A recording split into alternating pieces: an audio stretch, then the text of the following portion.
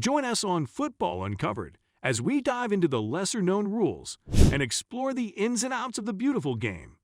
But before you dive in to explore this intriguing video, please don't forget to like, share, and subscribe to this channel. Most people have played football at some point in their lives, no matter where you are, at home, on the street, in a park, at school, or even in a stadium. And the majority will think they are familiar with all football regulations.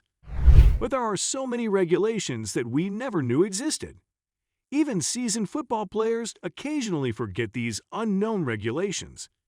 In this video, we present you with 10 football rules that you never knew existed. Number 1. Players can pass from a penalty. During the La Liga match between FC Barcelona and Celta Vigo at Camp Nou on February 14, 2016 in Barcelona, Spain, Luis Suarez of FC Barcelona celebrates with teammate Lionel Messi of FC Barcelona after scoring his team's 4th goal from the penalty spot. Suarez scored after Messi took the penalty and gently tapped the ball forward. Although it is customary for penalty kick takers to put the ball in the back of the net, players can also elect to assist from a penalty. To accomplish this, just pass the ball directly to a teammate who is close by from the penalty spot. Number 2. A penalty taker cannot score from a rebound if the ball directly hits the post. Everybody is aware that a player is only allowed one touch of the ball during a penalty. He has only one shot at the ball. However, there is an oddity to the rule, which states that the player taking a penalty kick cannot touch the ball to score after it has already hit the post and rebounded unless another player has already done so. Either the goalkeeper or another player must make contact with the ball. The penalty taker might then attempt to score on the rebound after that. For instance, when a player takes a penalty and the ball hits the post and bounces back to his feet, if he slots in the rebound, the goal will be cancelled. But if, after taking a penalty, the goalkeeper touches the ball onto the post and the ball bounces back to the taker's feet, he can score from the rebound. This is simply because the keeper had touched the ball after the kick. Number 3. Goalkeepers cannot hold onto the ball for more than 6 seconds. A goalkeeper must release the ball in some fashion after 6 seconds to demonstrate that he is not keeping it after he receives the ball in his hand, whether from a shot, cross, or other source. The majority of keepers simply bounce the ball on the ground rather than passing or letting it go. Some people even go so soon as 6 seconds, which is forbidden.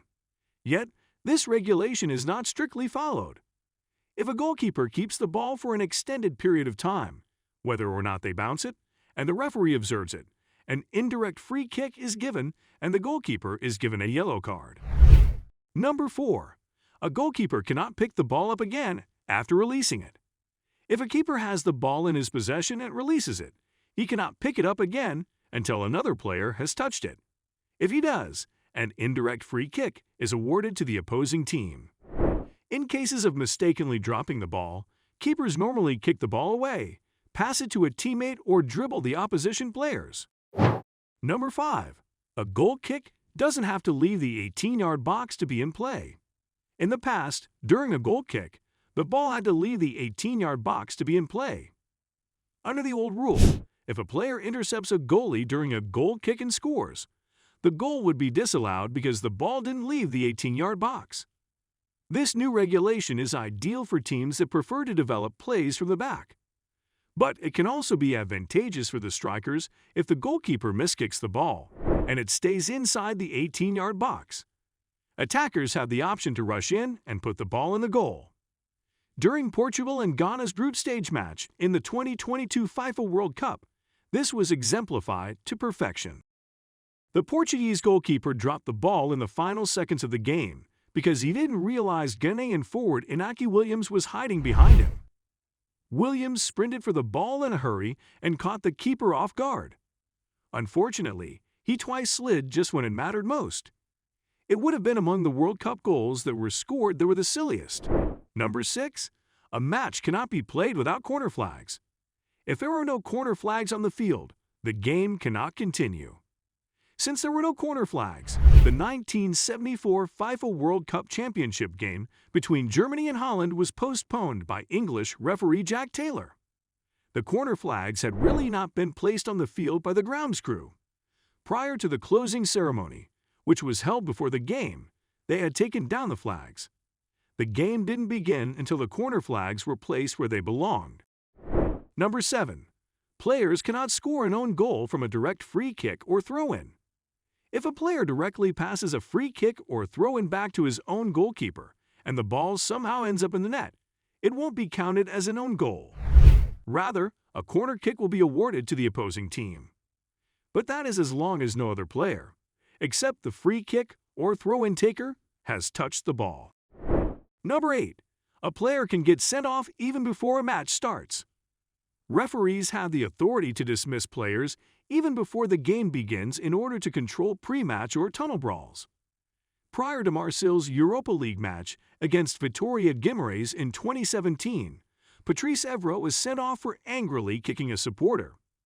Before the match in Portugal, the former Manchester United defender was involved in an unpleasant altercation between Marseille players and Guimarães supporters. During the warm-up, the Marseille players approached the side of the stadium containing opposition fans.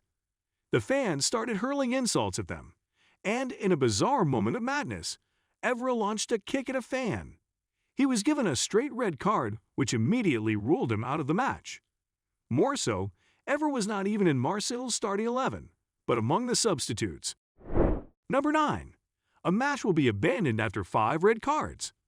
The maximum number of red cards that can be awarded in a football match is 4.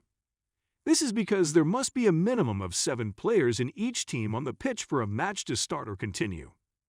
Thus, a maximum of 4 on-field players of a particular team can be sent off in a single match.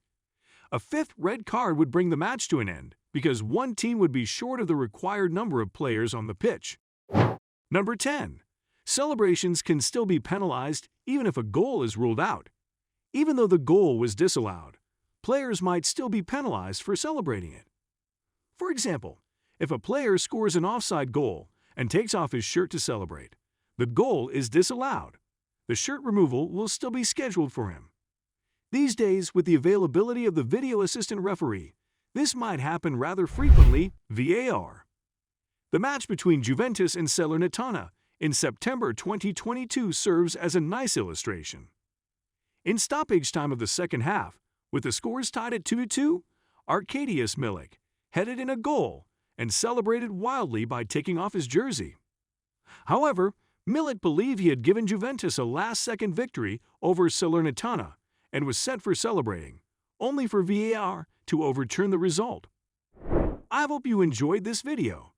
Don't forget to hit the subscribe button and the bell notification icon for more of our interesting videos that will spark your curiosity.